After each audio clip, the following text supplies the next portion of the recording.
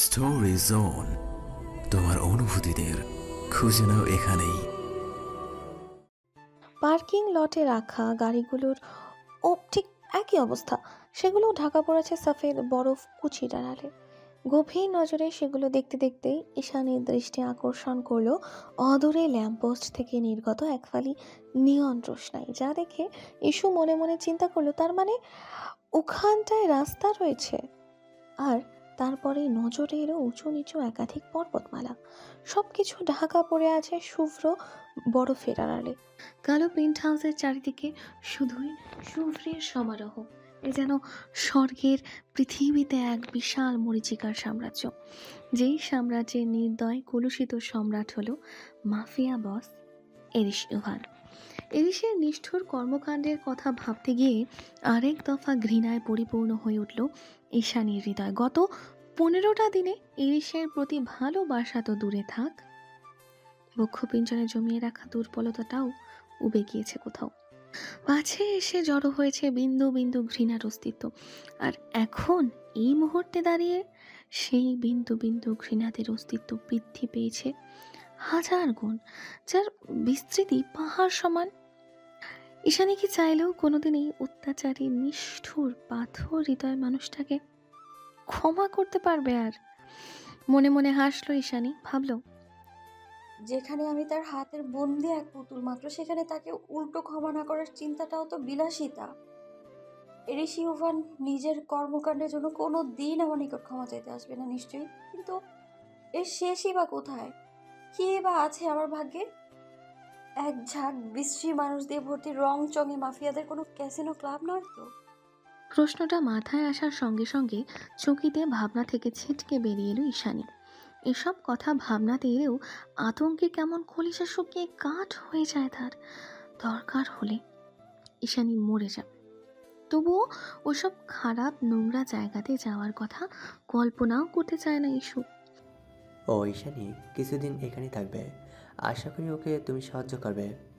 হঠাৎ অচেনা কারো মুখে নিজের নাম শুনতে পেয়ে ভাবনা থেকে বেরিয়ে সামনের দিকে নজর দিল ঈশানী। দেখলো কানে এয়ারপড লাগিয়ে মাত্রই লঞ্চে প্রবেশ করছে তুষার। তার শার্ট, ওভারকোট, এমনকি চুলের ভাঁজে ভাঁজে এখনো বরফ জমে আছে। দেখেই বোঝা যাচ্ছে বাইরে থেকে এসেছে মাত্র। আর এসেই কিচেন কাউন্টারের ওখানে পা দুলিয়ে বসে থাকা রুশো মেয়েটাকে উদ্দেশ্য করে কথাগুলো বলল তুষার। হাঁটু সমান ফ্রক পরিহিত ওই সুন্দরী সোনালি চুলের রুশো মেয়েটার নাম ফ্লোরা। মেয়েটা ভালোই বাংলা জানে, কথার ধরন একটু নড়বড়ে, তবে বুঝতে অসুবিধা হয় না কারোরই। তুষার লঞ্চে এসে হুকুম করার সঙ্গে সঙ্গে ভদ্র মেয়ের মতো তার কথায় মাথা নাড়িয়ে সায় জানালো ফ্লোরা। এরপর এগিয়ে গেল ঈশানীর দিকে। তবে ঈশানীর কি জানি কি হলো, ও ফ্লোরাকে উপেক্ষা করে খালি পায়ে তুষারের পিছু পিছু দোতলার দিকে ছুটে গেল। তুষার তখনও কানে এয়ারপড গুঁজে কারোর সঙ্গে কথায় ব্যস্ত।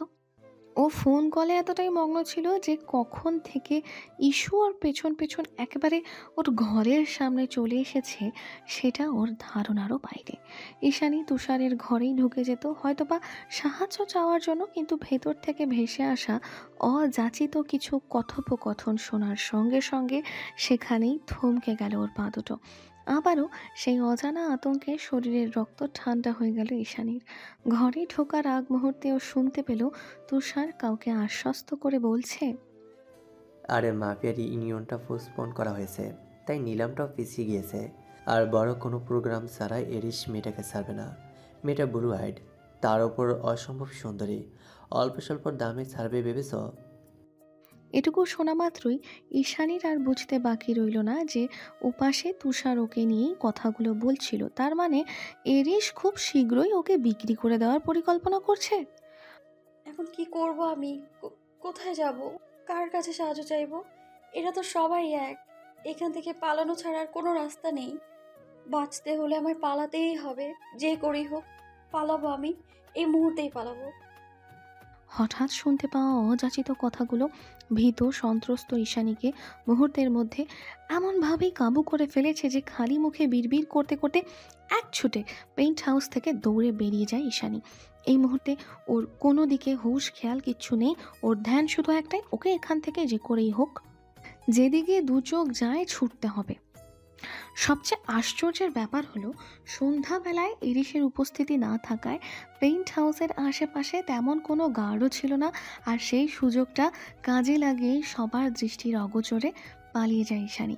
কিন্তু এই কনকনে ঠান্ডায় স্নোফলের রাতে একা একটা মেয়ের জঙ্গলের মধ্যে হারিয়ে যাওয়াটা যে ঠিক কতটা সহজ সে বিষয়ে বিন্দুমাত্র জ্ঞান কিংবা ধারণা কোনোটাই নেই ঈশানীর। ও তো শুধু ইরিশের হাত থেকে পালাতে চায়, ওর এই বিষাক্ত কালো দুনিয়া পরিত্রাণ চায়, কারণ এই মুহূর্তে ঈশানের কাছে পৃথিবীর সমগ্র বিপদ একদিকে আর ইরিশ ইউভান অন্যদিকে। ওদিকে পেন্ট হাউসে ফিরে এসে ইরিশ যখন জানলো ঈশানী পালিয়েছে, তখন ওর মস্তিষ্কের নিউরনে নিউরনে ছড়িয়ে পড়লো এক তীব্র প্রতিহিংসার আগুন। হেই মেয়েটা এত বোকা কেন? কেন বারবার ইরিশকে টেক্কা দিতে যায় সে? ঈশানী কি বোঝে না ইরিশ চাইলে সব পারে, নাকি বিশ্বাস করে না? তবে এভাবে যখন তখন ইরিশের মাফিয়া পেইন্ট হাউস থেকে পালিয়ে যাওয়ার সাহস দেখানোর মূল্য তো এবার ঈশানীকে চোকাতেই হবেই হবে। লাউঞ্জের মাঝ বরাবর সাজিয়ে রাখা কাচের টি টেবিলের উপর পা দুটো রেখে বিলাসবহুল কাউচে গা ছড়িয়ে বসে আছে ইরিশ। ওর এক হাতে রয়েছে রিভলভার। আপাতত সেটার দিকে তাকিয়েই গভীর ভাবনায় নিমজ্জিত ইরিশ। তার পাশেই শটান হয়ে দাঁড়িয়ে আছে তুষার। ইরিশকে ভাবতে দেখে তুষার ওকে খানিকটা আশ্বস্ত করে বলল, চারদিকে গার্ডস বেরিয়ে পড়েছে, আজ রাতের মধ্যে খুঁজে নিয়ে আসবে আশা করছি। তুষারের পানে রক্তচক্ষু নিক্ষেপ করে রাশ ভারী আওয়াজে ইরিশ বলল, কিন্তু ওকে আমার 5 মিনিটের মধ্যেই পেন্ট হাউসে চাই, এই যে এখানে আমার সামনে। ইরিশের কথায় খানিকটা বিরক্তি প্রকাশ করে তুষার বলে ওঠে, but how is it possible Arish? মেয়েটা অলরেডি পালিয়ে গিয়েছে। তুষারের কথায় ঠোঁট বাঁকিয়ে হাসল ইরিশ এবং সেই কপট হাসিটা মুখে ঝুলিয়ে রেখে গলা উঁচিয়ে ডেকে উঠল কাউকে। বোজো, কাম হিয়ার। ইরিশ ডাকতেই ভেতরের কোনো একটা ঘর থেকে বেরিয়ে এলো দানবের মতো দেখতে ধপধপে সাদা একটা মাংসাশী নেকড়ে। নেকড়েটার শরীরের গঠন বিশাল আকৃতির, চোয়ালের এক একটা দাঁত মরণঘাতী অস্ত্রের চাইতেও বেশি ধারালো। তার ছোট ছোট কুটিল চোখগুলোতে ভেসে আছে ভয়ানক হিংস্রতা। সব মিলিয়ে সাদা নেকড়েটা দেখতে এতটাই ভয়ানক যে দূর থেকে দেখলেও ভয়ের চোটে গলা শুকিয়ে আসে সবার। অথচ এই দানবীয় হিংস্র প্রাণীটিকে বহু বছর ধরে পরম আদরে লালন পালন করে আসছে ইরিশ, যেন এটা কোনো পোষ মানা নিরীহ কুকুর বিড়াল। এরিশ বলেছে মানে সবই সম্ভব। চোখ দিয়ে বোসোকে ইশারা করে দেখিয়ে তুষারের উদ্দেশ্যে কথাটা বলল ইরিশ। বোসো এতটাই হিংস্র যে ওকে দেখা মাত্র তুষার সহ আশেপাশের অন্যান্য গার্ডসরাও কয়েক কদম পিছিয়ে দাঁড়ালো সবাই। এমনিতে এরিশ যখন পেন্ট হাউসে না থাকে তখন খাঁচাতেই বন্দি করে রাখা হয় বোজোকে। শুধুমাত্র এরিশ যতক্ষণ আশেপাশে অবস্থান করে ততক্ষণই নিরীহ হয়ে থাকে সে। এছাড়া অন্যান্য সময়গুলোতে বোজোর কর্মকাণ্ডগুলো খুবই ভয়ানক আর মর্মান্তিক। তাই বোজোর সামনে সকলেই নিজেদের আত্মরক্ষা নিশ্চিত করে তবেই চলাফেরা করে। বোজো কাছাকাছি এগিয়ে আসতেই ওর গলায় আদরে হাত বুলিয়ে দেয় ইরিশ। অতঃপর ঈশানীর ব্যবহৃত একটা কাপড়ের টুকরো এগিয়ে দেয় বোজোর নাকের কাছে। কয়েক সেকেন্ড সময় নিয়ে নাক টেনে কাপড়টা থেকে গন্ধ শুকলো বোজো এবং তারপরই ছুটে বেরিয়ে গেল জঙ্গলের দিকে। বোজো চলে যেতেই ইরিশ ঠোঁট কামড়ে নীরবে হাসতে হাসতে তুষারের উদ্দেশ্যে বলল, গার্ডসদের বলো বোজোকে ফলো করতে, তাহলেই কাজ হয়ে যাবে। কনকনে ঠান্ডার মাঝেও শরীরের রক্ত যেন টক বগিয়ে ফুটছে ঈশানীর। লাউঞ্জের মাঝখানে কাউচের সামনে ইরিশের মুখোমুখি হয়ে দাঁড়িয়ে সে। বাইরে তুষারপাত বেড়েছে, টুকরো বরফ গলে গিয়ে শিশিরের কণার মতোই চুইয়ে চুইয়ে পড়ছে কাচের দেওয়াল বেয়ে। ভেতরে অবশ্য এই কনকনে শীত অনুভব করার মতো কোনো সুযোগ নেই, কারণ লাউঞ্জের এক কোণে দাউ দাউ করে জ্বলতে থাকা ফায়ার প্লেসের আগুনের তাপে আরামদায়ক উষ্ণতায় ছেয়ে আছে পুরো পেন্ট হাউস। ফায়ার প্লেসের থেকে কিছুটা দূরে সবস্থানে পায়ে পা তুলে বসে আছে ইস্যুর পানে বাজ পাখির মতো তীক্ষ্ণ চোখে চেয়ে ইরিশ। ওদিকে ইরিশের দিকে চেয়ে রাগে ফুঁসছে ঈশানী। এলোমেলো চুল, শুকিয়ে যাওয়া ফ্যাকাশে মুখশ্রী, বন বিচুটির আঘাতে জায়গায় জায়গায় কেটে ছিঁড়ে যাওয়া রক্তাক্ত শরীর সব কিছুকে ছাপিয়ে ওর নীলাম্বর চোখ দুটো সব আকর্ষণ কেড়ে নিচ্ছে এরিসের। ফায়ারপ্লেসে জ্বলতে থাকা আগুনের প্রতিবিম্বের রহস্যে ইস্যুর দু চোখ যেন জ্বলন্ত আগ্নেয়গিরির মতোই উত্তপ্ত হয়ে উঠেছে। কয়েক মুহূর্তের জন্য ইরিশের মনে হলো এগুলো চোখ নয়, বরং পুরো দুনিয়া, যা ওকে চুম্বকের মতোই টেনে ধ্বংসের দিকে নিয়ে যেতে চাইছে। কিন্তু ইরিশ তো হার্টলেস, ওর মধ্যে অনুভূতি বলে কোনো কিছুর অস্তিত্বই নেই। অগত্যা ঈশানের জ্বলন্ত চোখে নিজের নিষ্ঠুরতম চোখ দুটো তাক করিয়ে ক্রোধান্বিত কণ্ঠে ইরিশ বলে ওঠে, আগেই বলেছিলাম পালিয়ে কোথাও যেতে পারবে না। পালাতে পালাতে ক্লান্ত হয়ে পড়বে তুমি, তবু এই জায়গা থেকে কোনোদিন মুক্তি পাবে না। ভালোই ভালো প্রস্টিটিউট ক্লাবে যাওয়ার জন্য প্রস্তুত হও, ওইটাই তোমার একমাত্র ডেস্টিনি। ইরিশ কথা শেষ করতে না করতেই তীব্র ক্রোধ আর ঘৃণার বশবর্তী হয়ে ওর গাল বরাবর সপাটে চড় বসিয়ে দেয় ঈশানী। ইরিশকে থাপ্পড় মেরে জিদের তোপে কাঁপতে কাঁপতে মুখ দিয়ে একটা শব্দ শুধু উচ্চারণ করে, জানোয়ার। ওদিকে ঈশানীর হাতের চড় খেয়ে চোয়াল শক্ত করে ফেলল ইরিশ। মুহূর্তেই কপালের রগগুলো ফুলে দৃশ্যমান হয়ে উঠল ওর। ইরিশ এখনও চুপচাপ থমথমে মুখে বসে আছে, তবে ওর অগ্নিস্ফুলিঙ্গের মতো চোখ দুটোতে অকস্মাৎ নিজের সর্বনাশ আবিষ্কার করল ঈশানী। ইরিশ নিশ্চয়ই রেগে আগুন হয়ে আছে। এবার কি করবে সে? নিশ্চয়ই মাত্রাতিরিক্ত খারাপ কিছু, কিন্তু কি? ইরিশকে এভাবে চুপ হয়ে থাকতে দেখে খানিকটা ভরকে গেল ঈশানী। তখন রাগের মাথায় কাজটা করলেও ও যতক্ষণে ঠাহর করতে পারল যে ওর কপালে ভীষণ দুঃখ লেখা রয়েছে, ততক্ষণে অনেকটা দেরি হয়ে গিয়েছে। কারণ ইতিমধ্যে ঈশানীর হাতের কবজি চেপে ধরে ওকে টেনে হিঁচড়ে দোতলায় নিয়ে যাওয়ার জন্য পা বাড়িয়েছে ইরিশ। ঈশানী নিজের হাত ছাড়ানোর বৃথা চেষ্টা করছে ক্রমাগত, কিন্তু ওইটুকুনি পুঁটি মাছের মতো একরত্তি মেয়ের কি আর মাফিয়া বস ইরিশের সঙ্গে ফিরে ওঠার সাথে আছে? ইরিশ ঈশানীকে এমনভাবে টানছে যেন কোনো জড়বস্তুকে টেনে উপরে তুলছে, কোনো দয়ামায়া কিচ্ছু নেই। এক পর্যায়ে সিঁড়ির রেলিং খামচে ধরে মেঝেতে হুমড়ি খেয়ে পড়ে যায় ঈশানী। সেখান থেকে কোনো মতে হাতের তালুতে ভর করে মাথা তুলে কাঁদতে কাঁদতে ইরিশকে মিনতি করে বলে, ছেড়ে দিন আমায়, আর কখনো এমন হবে না, লাগছে আমার। ইরিশ পেছনে ঘুরে ঈশানীর জামার গলাটা চেপে ধরে ওকে দাঁড় করায়। অতঃপর রাগে গজরাতে গজরাতে আগুন ছড়া কণ্ঠে বলে ওঠে, আর সেটা আমাকে থাপ্পড় মারার আগে ভাবা উচিত ছিল তোমার। কথা শেষ করে আবারও টানতে টানতে উপরের একটা ঘরে নিয়ে গিয়ে খাটের উপর ঈশানীকে ছুঁড়ে মারে ইরিশ। অত্যন্ত ক্ষুব্ধতায় ছুঁড়ে মারার দরুন ব্যথায় কুঁকড়ে ওঠে ঈশানী। ঈশানীকে খাটে ফেলে ওর থেকে কয়েক হাত দূরত্বে সাজিয়ে রাখা কাউচের চেয়ারে গিয়ে পায়ের ওপর পা তুলে বসে পড়ে ইরিশ। অতঃপর দরজার কাছে দাঁড়িয়ে থাকা দুজন বিদঘুটে দেখতে রাশিয়ান পুরুষকে আঙুলের ইশারায় ভেতরে আসতে বলল। ইরিশের কর্মকাণ্ড ঠিক বুঝে উঠতে পারছে না ঈশানী, তবে লোকগুলোর দিকে দৃষ্টিপাত করতেই আতঙ্কে শিরদাঁড়া বেয়ে শীতল স্রোত নেমে গেল ঈশানীর। ও খেয়াল করলো লোক দুটোর চাহনিতে বিশ্রী লালসা, অস্থিরতায় দু ঠোঁটের ফাঁক দিয়ে বেরিয়ে আসা জিভগুলো কেমন লক লক করছে তাদের, যেন অনুমতি পেলেই ঝাঁপিয়ে পড়ে একেবারে শকুনের মতোই ছিঁড়ে ঘুরে খাবে ঈশানীর নরম তুলতুলে শরীরটা। এতক্ষণে নিজের সর্বস্ব হারানোর ভয়ে মুখ থেকে রক্ত সরে গিয়েছে ঈশানীর। ও উপায়ান্তর না পেয়ে বিছানার নরম চাদরটা খামচে ধরে আতঙ্কিত দৃষ্টিতে চেয়ে আছে লোক দুটোর পানে।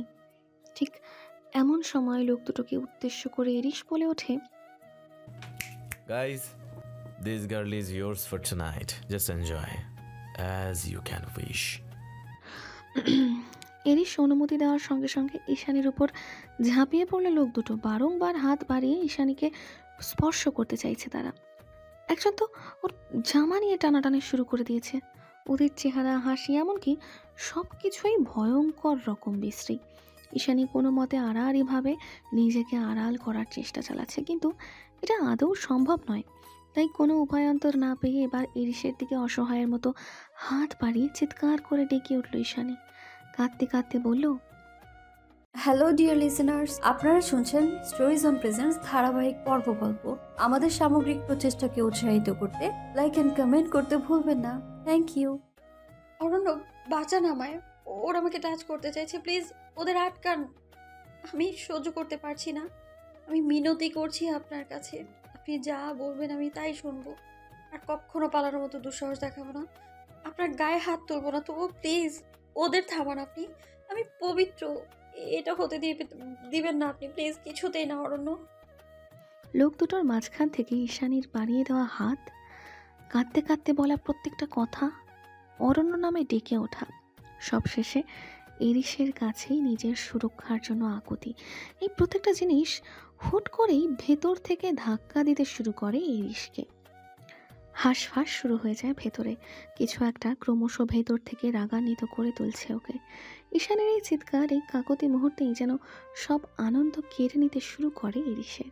কেন যেন এই মুহূর্তে কোনো পৈশাচিক আনন্দই ছুঁতে পাচ্ছে না এরিসকে। ভেতরে ভেতরে অজানা এক দহন অনুভব করছে ও। Something is burning in my chest. কিছু একটা বিড়বিড়িয়ে সামনের লোক দুটোর উপর তরতরিয়ে বেড়ে ওঠা তীব্র রাগে তৎক্ষণাৎ ভীষণ জোরে গর্জন করে ওঠে Irish. Stop it right now. অকস্মাৎ কাউ ছেড়ে দাঁড়িয়ে পড়ে ইরিশ। ভয়ের তোড়ে লোক দুটো তাড়াহুড়ো করে সরে যায় ঈশানের কাছ থেকে। ইরিশ ওদেরকে চোখ রাঙিয়ে পুনরায় গর্জে উঠে বলে, গেট আউট ফ্রম হিয়ার। ইরিশের আদেশ পাওয়া মাত্রই জীবন নিয়ে পালিয়ে যাওয়ার মতোই জলদি রুম ত্যাগ করে লোক দুটো। ওরা চলে গেলে ইরিশ ঘাড় ঘুরিয়ে তাকায় ঈশানীর পানে, যে এই মুহূর্তে দুহাত বুকের উপর শক্ত করে চেপে ধরে ভয়ে ঠক ঠক করে কাঁপছে। যদিও লোকগুলো ঈশানীকে ছুঁতে পারেনি, তবে চেষ্টা করার দরুন ওর গলার আশেপাশে নখের আঁচড় লেগে ফর্সা কণ্ঠনালীর জায়গায় জায়গায় রক্ত জমাট বেঁধে গিয়েছে। কিছুক্ষণ তীক্ষ্ণ নজরে পরখ করে ধীর কদমে ঈশানীর নিকট এগিয়ে গিয়ে কিঞ্চিত মুখের কাছে ঝুঁকে ওর ক্ষতস্থানে এক নজর চোখ বোলালো এরিস। অতঃপর ওর চিবুকটা আলতো হাতে চেপে ধরে দাঁতে দাঁত পিষে বলল, আজকে যা দেখলে আমি তার চাইতেও বেশি খারাপ। ইভেন আমি যে কতটা হার্টলেস সেটা তোমার ধারণার ঊর্ধ্বে। তাই দ্বিতীয়বার আমার গায়ে হাত তোলার মতো স্পর্ধা দেখানোর আগে এই রাতের কথা খুব ভালো করে স্মরণ করে নিও। শান্ত অথচ রাশ ভারী আওয়াজে ঈশানীর মুখের উপর কিছু কঠিন হুমকি ছুড়ে দিয়ে গট গটিয়ে জায়গা ত্যাগ করল এরিস। আর ঈশানী নিজের চরম ভুলের মাসুল দিতে দিতে ক্লান্ত শরীরে কাঁদতে কাঁদতে নিস্তেজ হয়ে পড়ে থাকে সেখানেই। বাংলাদেশ মিশনের প্রায় 2 মাস আগে। রাশিয়াতে এখন আর গরমকাল নেই, তবে শীতটাও সেভাবে গেড়ে বসেনি ভূখণ্ডে। গভীর রাত হলে মৃদুমন্দ ঠান্ডা শীতল হাওয়ায় খানিকটা কেঁপে ওঠে শরীরের সর্বাঙ্গ, তবে তুষারপাত হতে এখনও ঢের দেরি। তুষারপাত হলো ইরিশের সবচেয়ে প্রিয় প্রাকৃতিক দুর্যোগ। প্রচণ্ড ঠান্ডায় সবুজ রঙের তরতাজা বিস্তৃত জঙ্গলটা যখন ধপধপে ফ্যাকাশে সাদা লাশের ন্যায় মৃত ভূখণ্ডে পরিণত হয়, তখন তৃপ্তিতে চোখ জুড়ে আসে ওর। ভেতরের পৈশাচিক সত্তাটা দ্বিগুণ আগ্রহ নিয়ে ফোন দিয়ে আঁটতে শুরু করে নতুন কোনো মিশনের। মেতে ওঠে নতুন কোনো মস্তিষ্কের খেলায়। তবে এই মুহূর্তে প্রাকৃতিক সামান্য হিমেল হাওয়াতেও টক বগিয়ে ফুটে উঠছে ইরিশের দাবানলের মতো মস্তিষ্ক। তুষারপাতের অপেক্ষা করতে গেলে শত্রু নিধনে বড্ড দেরি হয়ে যাবে। চোখের সামনে শত্রুর ফেলে যাওয়া টোপকে এত সহজে ছেড়ে দিলে পাইথন প্যারাডাইসের লিডার হওয়ার যোগ্যতা আর রইল কই? তাছাড়া ইরিশ নিজেও তো প্রতিশোধ নিতে চায়। ড্যানিয়েল হ্যারিসনের ডানা কেটে দেওয়ার এটাই সুবর্ণ সুযোগ, কারণ ওর একমাত্র সুন্দরী গার্লফ্রেন্ড এখন এই মুহূর্তে ইরিশ হাতেই বন্দি। পেন্ট হাউসের ব্যাকইয়ার্ডে আজ ফায়ার ফ্লেক্স লাগানো হয়েছে। দাউ দাউ করে জ্বলতে থাকা অগ্নিশিখার রক্তাক্ত লালিমায় অদ্ভুত গা ছমছমে লাগছে চারিপাশ। ফায়ার ফ্লেক্স থেকে কয়েক হাত দূরে চেয়ারের সঙ্গে হাত মুখ বেঁধে বসিয়ে রাখা হয়েছে ড্যানিয়েলের গার্লফ্রেন্ড ববিকে। ববির চোখে মুখে ভয়ের ঘন কালো মেঘ। এই পেন্ট হাউসে এসে ইরিশকে নিজের লাস্যময় রূপে পাগল করতে যেয়ে ও নিজেই যে কত বড় বিপদের মুখে ফেঁসে গিয়েছে তা এতক্ষণে ভালো মতোই অনুমান করতে পেরেছে ববি। তবে এই মুহূর্তে আদৌ কি ইরিশের থাবা থেকে জীবন নিয়ে বেঁচে ফিরতে পারবে কিনা সেই আতঙ্কেই রক্ত ঠান্ডা হয়ে যাচ্ছে মেয়েটার। নিজ মুখে যে কোনো কিছু স্বীকার করবে সেই উপায়টুকুও বাঁচিয়ে রাখেনি গার্ডসরা। এমনভাবে মুখ বেঁধেছে যে টু শব্দটাও বের হচ্ছে না ভেতর থেকে। শুধু চোখের কার্নিশ বেয়ে ঝরে যাচ্ছে অনবরত নোনা জল। একটু পরে ব্যাকইয়ার্ডে হাজির হয় এরিস। এসেই ববির মুখোমুখি একটা চেয়ারে পা তুলে আরাম করে বসে পড়ে ও। তুষার ওর পাশেই রিভলভার হাতে নিয়ে দাঁড়িয়েছিল। এরিস বসে খানিকক্ষণ ববি মেয়েটাকে পর্যবেক্ষণ করে, অতঃপর ঠোঁট কামড়ে হিসিয়ে বলে, টোটাল মিস্টেক। ড্যানিয়েল তোমাকে পুরোপুরি একটা বীজ বানাতে পারেনি বেবি গার্ল। কারণ তুমি আজ জামা কাপড় খুলে যাকে সিডিউস করায় ব্যস্ত ছিলে, ওইটা আসলে আমি ছিলামই না, তুষার ছিল। আঙুলের ইশারায় তুষারকে দেখিয়ে দেয় এরিস। সঙ্গে সঙ্গে টাইয়ের নটে হাত দিয়ে খক খক করে কেসে ওঠে তুষার। এনিওয়েজ, তুমি আমাকে এর আগে দেখোনি, এটা তোমারও মিস্টেক নয়। অফকোর্স এটা তোমার গডফাদার ড্যানিয়েলের মিস্টেক। অত্যন্ত ঠান্ডা স্বরে ববিকে কথাগুলো শুনিয়ে তুষারের দিকে না তাকিয়ে নিজের সিল্কি কালো চুলগুলোতে ব্যাক ব্রাশ করতে করতে এরিস ওকে আদেশ দিয়ে বলল, এই ড্যানিয়েলকে ভিডিও কনফারেন্সে নিয়ে আসো। তুষার তৎক্ষণাৎ তাই করলো। ড্যানিয়েলকে ভিডিও কল দিয়ে ম্যাকবুকটা ববির সামনে ছোট্ট একটা সেন্টার টেবিলের উপর রেখে দিল সে। স্ক্রিনে ববির এহেন হাল দেখা মাত্রই উপাস থেকে উদ্বিগ্ন কণ্ঠস্বর ভেসে এলো ড্যানিয়েলের। Baby girl, what happened to you? Are you okay? তৎক্ষণাৎ দক্ষ হাতে ম্যাকবুকটা নিজের দিকে ঘুরিয়ে নিল ইরিশ। স্ক্রিনের দিকে তাকিয়ে ক্রুর হেসে শুধালো, নিজের বীজকে স্পাই বানিয়ে আমাকে জব্দ করতে চেয়েছিলে, তাই না মিস্টার ড্যানিয়েল? কিন্তু কি বলো তো, তোমার বীজটা তোমার মতো একটা বোকা। Don't call her bitch.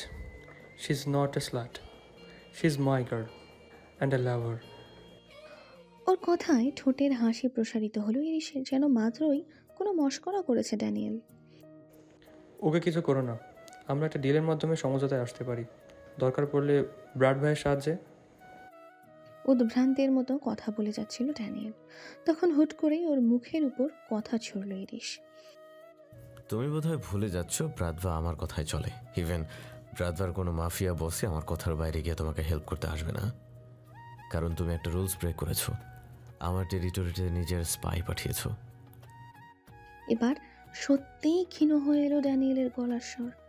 সে খানিকটা কাহিল কণ্ঠে এরিশকে অনুনয় করে বলল, প্লিজ এরিশ, ওকে কিছু করো না, যা প্রতিশোধ নিতে হয় আমার সাথে মোকাবিলা করো। আমি বাবিকে সত্যিই ভালোবাসি। ভালোবাসি? একটা মাফিয়া বস হয়ে কাউকে কি করে ভালোবাসতে পারো তুমি ড্যানিয়েল? তাও আবার সেটা নিজের শত্রুর সামনে এভাবে জাহির করছো। Are you serious? হাসল এরিশ। পরবর্তীতে মুখভঙ্গিমা গম্ভীর করে কঠিন গলায় বলে উঠল, একজন মাফিয়া কোনোদিন কাউকে ভালোবাসতে পারে না, কিন্তু তুমি বেসেছো, তাই তুমি অনেক দুর্বল ড্যানিয়েল। নিজের এই দুর্বল আত্মাটাকে নিয়ে আমার সাথে আর কখনো গেম খেলতে আইসো না, নইলে এভাবে মারা পড়বে।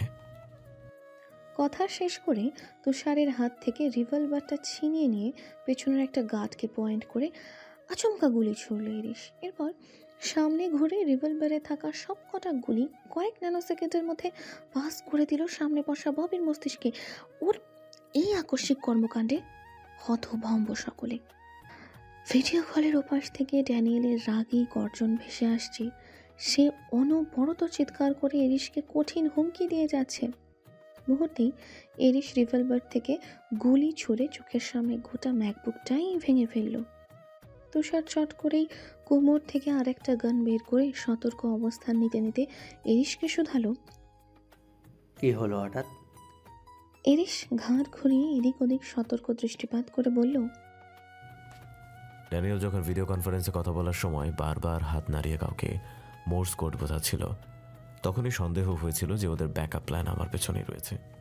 এরপর সন্দেহের পারদটা আর একটু ঝালিয়ে নেওয়ার উদ্দেশ্যে ববির পায়ের দিকে লক্ষ্য করলাম, অ্যান্ড তখনই কনফার্ম হলাম she is also mafia girl. কারণ ওর পায়ে ইংরেজি অক্ষরে ব্রাদভা ট্যাটু করা ছিল, যেটা আমাদের সবার শরীরেই রয়েছে। বর্তমান। আরে কি ভাবছো সেই তখন থেকে? তোমাকে কিছু জিজ্ঞেস করেছি আমি, রিক্ষা? অ্যালেক্সের কথায় ধ্যান ভঙ্গ হয় ইরিশের। সে বিরক্ত ভঙ্গিতে পায়ের উপর পা তুলে কাউচ চেয়ারে গা এলিয়ে বসে সেন্টার টেবিল থেকে হাতে ওয়াইনের গ্লাস তুলে তাতে সিপ নিয়ে মৃরের স্বরে বলে, কি বলেছিলে? শুনতে পাইনি। আশ্চর্য, মন থাকে কোথায় তোমার? Don't talk too much. কি বলতে চাইছো সোজা সাপটা বলো, আর কাজের কথার বাইরে কোনো কথা থাকলে বিদায় হও। তুষার রাস্তা দেখিয়ে দেবে। অ্যালেক্স খানিকটা মেকি রাগ দেখিয়ে বলল, তুমি আমাকে এই স্নোফলের মধ্যে বের হতে বলছো? আমাকে, এই টমেটো প্রিন্সকে? আমি দয়ালু নই। তাছাড়া এটা আমার প্যান্ট হাউস, লেগস। কথার নড়চড় হলে তোমাকে এই স্নোফলের মধ্যে মেরে পুঁতে রেখে দিতেও আমি 2বার চিন্তা করব না। এরিসের বরফ শীতল ধারালো কথার পারতে শুষ্ক ঠোক গেলে অ্যালেক্স পরক্ষণেই জিভ দিয়ে অথর ভিজিয়ে পুনরায় শুধায়, বলছিলাম যে মিস্টার ড্যানিয়েল আর তোমার মাঝে লাস্ট টাইম ঝামেলাটা কি নিয়ে? সেটা তোমার না জানলেও চলবে। Just enjoy your drink. অ্যালেক্সের জিভ খসে কথা বেরোনোর আগেই ওকে মাঝপথে থামিয়ে দিয়ে কর্কশ আওয়াজে কথা ছড়ে এরিস। আজ প্রায় 1 সপ্তাহের বেশি হয়ে গেল ঈশানী এই কালো পেন্ট হাউসে পুরোপুরি বন্দি। না, কেউ ওকে হাত পা বেঁধে তালা মেরে কক্ষবন্দি করে রাখেনি, তবে গার্ডসরা নজরবন্দি করে রেখেছে সব সময়। পেন্ট হাউসে নিচের তলায় যেখানে স্টাফ কোয়ার্টার, তারই অন্য পাশে কিচেন কাউন্টার। কিচেন পেরিয়ে 2টো 12 বাই 12 ফুটের ছোট্ট ছোট্ট রুম, যার একটাতে থাকে ফ্লোরা নামক রুশো মেয়েটি, আর অন্যটাতে ঠাঁই হয়েছে ইস্যুর। প্রথম কদিন ছোট্ট রুমটা থেকে কিছুতেই ভয়ে বের হয়নি ঈশানী। পাছে না ওকে ধরে নিয়ে বিক্রি করে দেয় লোকগুলো। ভালোবেসে ঠকে যাওয়ার ভীষণ যন্ত্রণা, নিজের করা ভুলের জন্য নিয়তিস্বরূপ সব হারিয়ে নিঃস্ব হয়ে একা একটা বন্দি জীবনের গোলকধাঁধায় আটকে পড়ার বিষণ্ণতা, পালানোর আকাঙ্ক্ষা, বেঁচে ফেরার আকুতি, সব কিছু মিলিয়ে যেন এক প্রলয়ঙ্কারী ঝড় বয়ে গেছে ঈশ্বর তনুর হৃদয়ের উপর দিয়ে। কিন্তু এত কিছুর মাঝেও ঈশানী আবিষ্কার করে ফ্লোরা মেয়েটাকে। মেয়েটা বন্ধু সুলভ। দিন রাত ঈশানীর খোঁজ নেয় সে। এক কথা 2 কথা দিয়ে ঈশ্বর সঙ্গে ভাব জমানোর পায়তারা করে বেড়ায় সারাক্ষণ। কথায় কথায় চঞ্চলা হরিণ শাবকের ন্যায় হাসে। শেষ বিকেলে রোদের মতোই স্নিগ্ধ লাগে সেই হাসি। প্রথম প্রথম ভয় কুঁকড়ে থাকলেও ধীরে ধীরে ঈশানীও স্বাভাবিক হতে শুরু করে ফ্লোরার সঙ্গে। যদিও ইস্যু সবসময়ের মতোই কথা কম বলে, তবে ফ্লোরা ওকে কথা বলতে বাধ্য করে। মনে করিয়ে দেয় দেশে ফেলে আসা সবচেয়ে ভালো বন্ধু নিঝুমের কথা। ঈশানী তো এটাই ভেবে পায় না যে ফ্লোরার মতো একটা সাদা সিধে কুলকুলে বহমান নদীর জলের মতো ঠান্ডা প্রাণোচ্ছল একটা মেয়ে এই মাফিয়াদের কালো দুনিয়ায় করছেটা কি, কিভাবেই বা টিকে থাকছে সে। ঈশানী জানতে চায় ফ্লোরার অতীত। জিজ্ঞেস করলে হয়তো উত্তর দিতে 1 মিনিটও দ্বিধা করবে না ফ্লোরা, কিন্তু ওই যে অন্তর্মুখী স্বভাবের দরুন সব কথা সহজেই জিজ্ঞেস করে উঠতে পারে না ও। এই কদিনে ঈশানীর আরও একটা গুরুত্বপূর্ণ জিনিস লক্ষ্য করেছে। এরিস, তুষার কেউই সচরাচর পেন্ট হাউসে থাকে না। এ ব্যাপারে ফ্লোরাকে জিজ্ঞেস করলে ফ্লোরা জানায়, এরিস বেশিরভাগ সময় রাশিয়ার বাইরে থাকে। কখন আসে কখন চলে যায় সেই হদিস কেউ দিতে পারে না। এছাড়া বিভিন্ন সময় মিশনের উদ্দেশ্যে দেশ ত্যাগ করলে মাসের পর মাসও কেটে যায়, তবুও ফিরে আসে না এরিস। মাঝে মধ্যে এমনও হয় বহুদিন না ফেরার দরুন আমরা ধরেই নেই এরিস আর বেঁচে নেই, কারণ মাফিয়াদের জীবন মরণের কোনো সিকিউরিটি নেই। মিশনে গেলে আদৌ ফিরে আসবে কিনা তারও কোনো নিশ্চয়তা নেই। আর এভাবেই চলতে থাকে বছরের পর বছর। ঠিক তেমনই গত কিছুদিন ধরেই পেন্ট হাউসে নেই এরিস। ঈশানী অন্তত দেখেনি।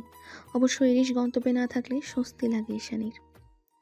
ওই সময়গুলোতে একটু শান্তিতে দম নিতে চায় ও, নিজেকে বাঁচিয়ে রাখার ক্ষুদ্র প্রয়াস বলা চলে। কারণ এরিস এলেই প্রচণ্ড ভয়ে তথস্থ থাকে ঈশানী। কখন যেন আবার ওকে ওইসব নোংরা জায়গায় পাঠানোর কথা বলে ফেলে, সেই আতঙ্কে বিকেল থেকে চুলোয় মাংস কষাচ্ছে ফ্লোরা। অন্য পাশে কাউন্টারের উপর ময়দার গোলা বানিয়ে সেটাকে অপটু হাতে মেখে খামির বানানোর চেষ্টা চালাচ্ছে ইস্যু। ফ্লোরা কখনোই রান্নার কাছে হাত লাগাতে দেয় না ইস্যুকে, কিন্তু সম্পর্কটা আগের তুলনায় স্বাভাবিক হওয়ার দরুন ঈশানী নিজেই সময় কাটাতে এসব করে। ফ্লোরাও আগ বাড়িয়ে আর না করে না ওকে। এক পর্যায়ে ময়দা মাখাতে মাখাতে ফ্লোরাকে উদ্দেশ্য করে ঈশানী শুধালো, হ্যালো ডিয়ার লিসেনার্স, আপনারা শুনছেন স্টোরিজ অন প্রেজেন্স ধারাবাহিক পর্ব গল্প। আমাদের সামগ্রিক প্রচেষ্টাকে উৎসাহিত করতে লাইক এন্ড কমেন্ট করতে ভুলবেন না। Thank you.